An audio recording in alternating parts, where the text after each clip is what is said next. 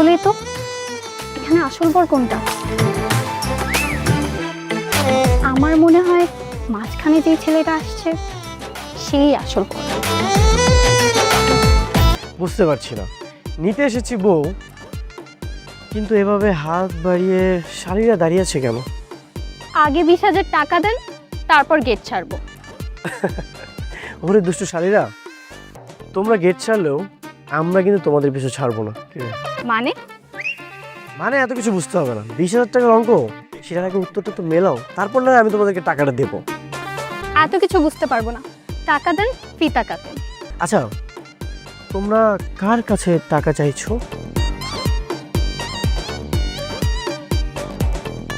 কেন, আপনাদের মধ্যে যে আসল তার কাছে।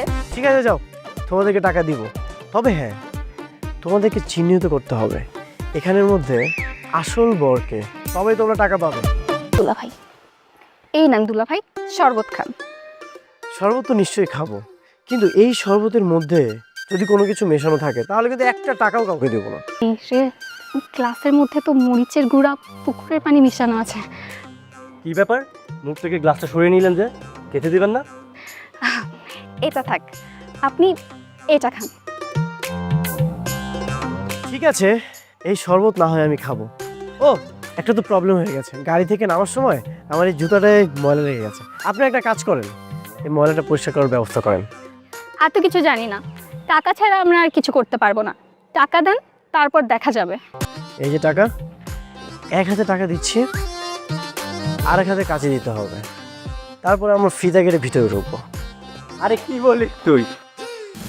আরে আমার বিয়েতে তুই কেন ফিতা কাটবি? আরে এটা দেখে আরেকটু কর। বিয়ান, এই কাজটা ভুলেও করবেন না, এটাই হচ্ছে আসল বর। তার মানে আপনারা তিনজন ফ্রড। বলেন, বিয়ে বাড়িতে এসে এত সুন্দরী বিয়ান দেখে তো ফাইজলামি না করে থাকতেই পারলাম না। জানি না, 20,000 টাকা এখনই দিবেন, না হলে ভিতরে যেতে পারবেন না। আমার সাথে চালাকি, দুষ্ট ছেলের দল। এই তোরা দেখছিস কি, মার স্প্রে মার। আপনারা মানে আমরাও কি বসে থাকবো নাকি?